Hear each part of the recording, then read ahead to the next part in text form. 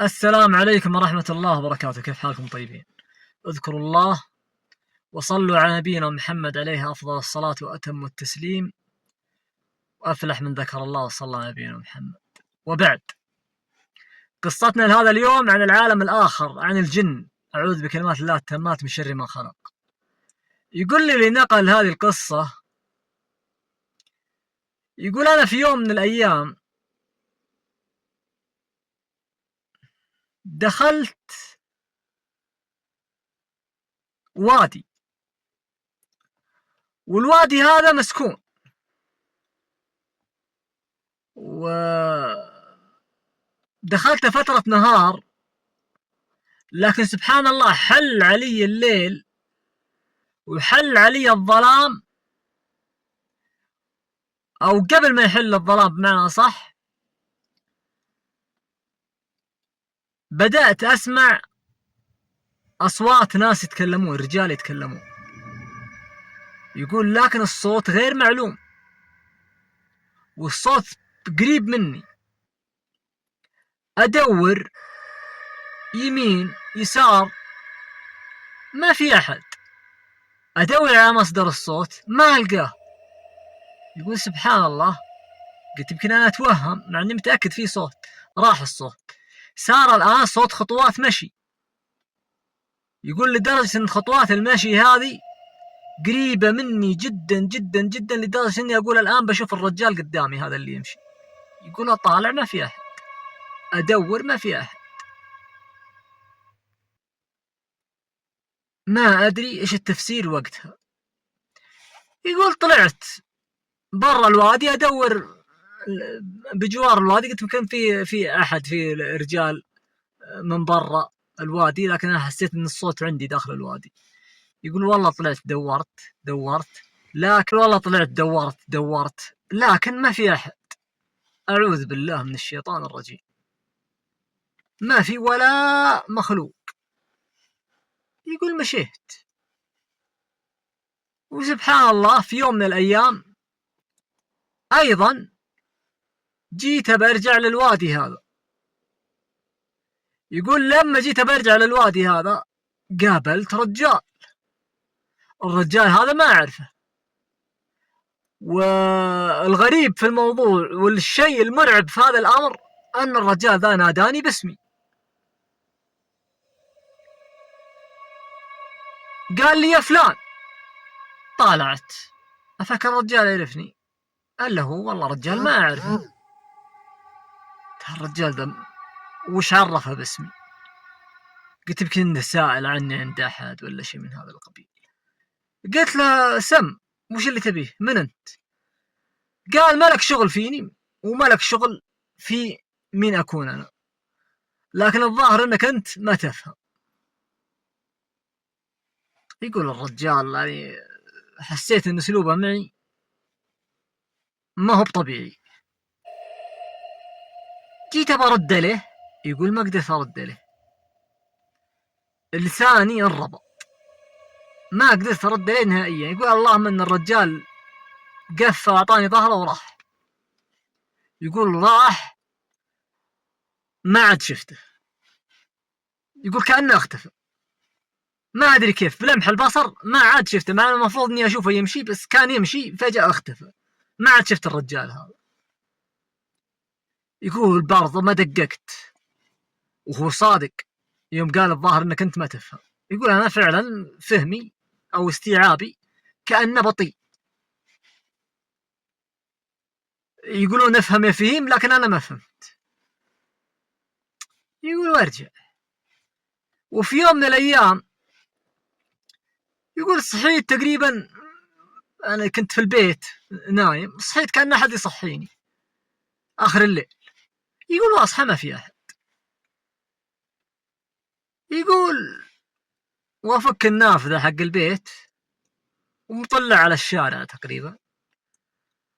يقول وطالع، إلا وهالإطلالة هذه اللي على الشارع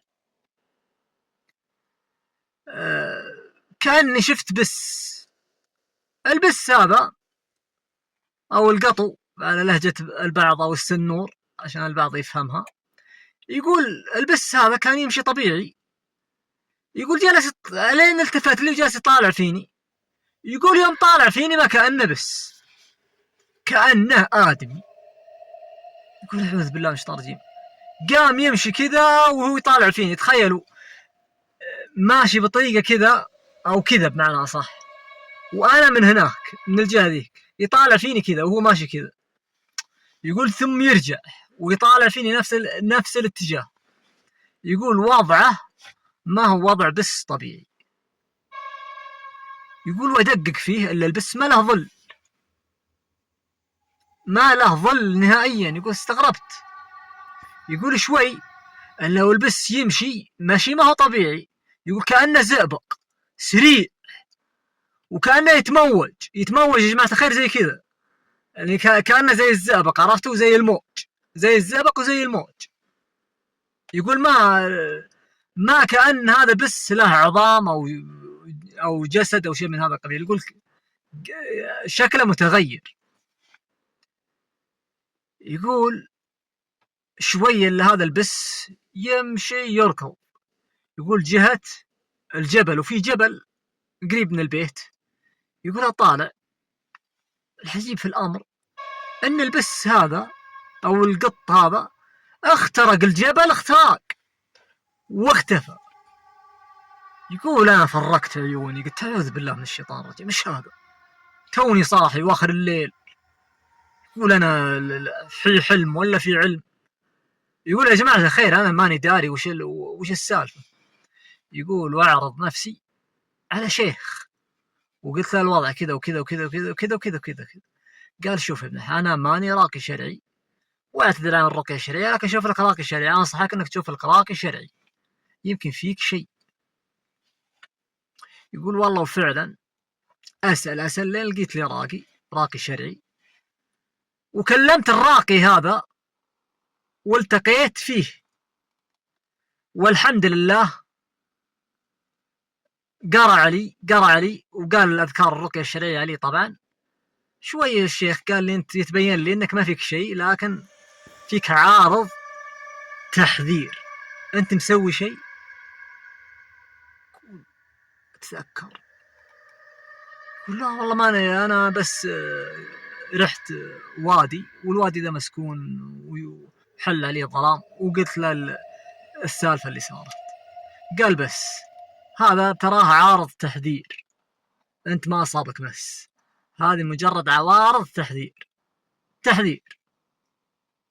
وسكت شوي كذا وضربت خماس بس داس. يقول رجعت قلت الحمد لله إن شاء الله ما فيني إلا العافية. يقول في يوم من الأيام وطرع علي أروح للوادي هذا نفس الشيء. يقول سبحان الله كنت أدور يعني الأشياء في هذا الوادي أو شيء من هذا القبيل، يعني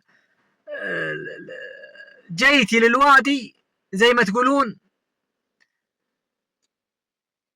بحث عن الطبيعة أو شيء من هذا القبيل، يعني يدور على أشياء يستانس فيها ينبسط فيها حسب كلامه طبعا وحسب نقله لي. يقول دورت داخل الوادي، دورت يعني أتمشى. يقول لين نفس الشيء. يقول نسخ لصق من سالفتي الأولى يوم دخلت الوادي. يقول قبل ما تغرب الشمس، والشمس لسه ما غربت بس قريب خلاص قريب المغرب، يقول أسمع صوت رجال يتكلمون. يقول أدور أتلفت يمين يسار ما في شيء. يقول شوي اللي أسمع صوت خطوات مشي.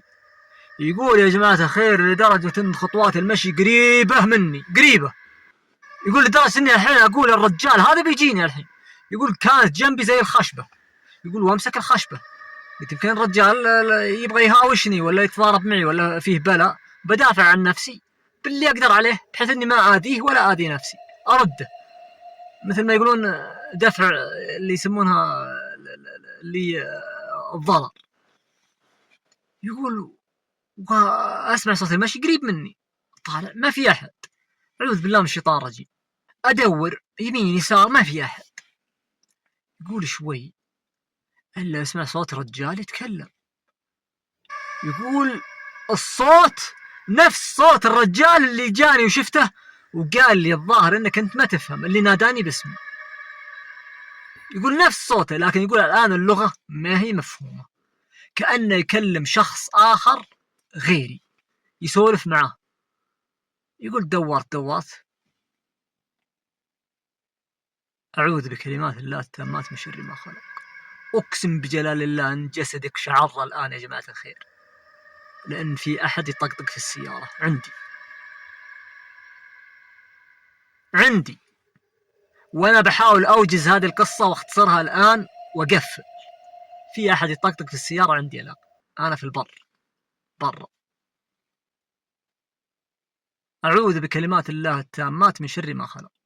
أعوذ بكلمات الله التي لا يجاوزهن بر ولا فاجر من شر ما خلق وذرأ وبرأ. أعوذ بكلمات الله التامات من شر ما خلق. يقول طلعت والله من الوادي وقتها، أبختصر،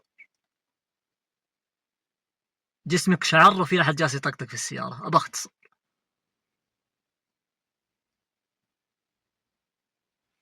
يا جماعة الخير، المهم يقول أبختصر فعلا، أبختصر إن في أحد جالس يطقطق في السيارة، والله إني متوتر وعلى أعصابي. المكان أنا جالس فيه خلا. أعوذ بكلمات الله التامات من شر ما خلق. المهم يقول طلعت من الوادي، والرجال يقول هذه قصته. طبعا القصة جديدة حسب اللي ينقلها لي، يقول قريب صارت له، ويقول إذا صار حدث تفاصيل جديدة أو شيء من هذا القبيل بينقلها لي مرة ثانية، وأنا بنقلها لكم بقصة أخرى إذا حدثت التفاصيل. والطقطقة لا تزال عندي في السيارة، أسمعها حتى الآن. أعوذ بكلمات الله التامات من شر ما خلق. أعوذ بكلمات الله التامات من شر ما خلق. لا إله إلا الله، لا إله إلا الله، لا إله إلا الله، لا إله إلا الله. المهم يقول ما صار له شيء حتى الآن، والقصة جديدة طبعا. أنا قلت له صلي على رسول الله، قال عليه الصلاة والسلام. قلت له اذكر الله وحق من قال لا إله إلا الله، قال لا إله إلا الله. قلت له يا رجل الوادي اللي انت جيته مسكون جن مسلم. قال كيف عرفت انه مسلم؟ قلت له انا خذها مني، انا اقول لك اللي ساكنين فيه جن مسلمين. قال لي كيف عرفت؟ قلت له يا ابن الحلال، حكاية انهم ينبهونك قبل مغيب الشمس هذا معناته جن مسلم، لأن لو جن كافر والله اللي يسوي فيك حركة نذالة إنه ما ينبهك قبل مغيب الشمس، إنه يخليك لين تغرب الشمس ويعلمك الأفلام الهندية مثل ما يقولون. الجن الكافر ما يحذرك قبل مغيب الشمس، بيحطك في راسه يخليك لين يحل الظلام. إذا حل الظلام وراك نجوم الليل مثل ما يقولون. فأحمد ربك طالما أنهم حذروك قبل مغيب الشمس وأكثر من مرة تصير، تراهم مسلمين ما يبغون أذيتك، بس أنت أزعجتهم وجيت بيوتهم. قال كيف بيوتهم؟ وادي خالي. قلت ايوه بيوتهم، أنت ما تشوفها، عالم مخفي هذا. وهذه قصتنا لهذا اليوم يا جماعة الخير، عن العالم الآخر، عن الجن. وأنا حاولت أيضا أختصرها في اللحظات الأخيرة، فيها أشياء اختصرتها بشكل كبير بسبة أحداث الآن تصير عندي، والله يعلم بهذا الأمر أن أحد جالس يطقطق لي في السيارة وأنا جالس في البر الحالي. بنهي القصة الآن، بشغل السيارة وبمشي. بنهي القصة الآن وبهج من هذا المكان، بحرك بمشي على الصوت اللي يطقطق لي في السيارة ذا، بمشي. ما أدري هو يبغى يتسلى ولا يطقطق. فمان الله، السلام عليكم ورحمة الله وبركاته. استودعتكم الله.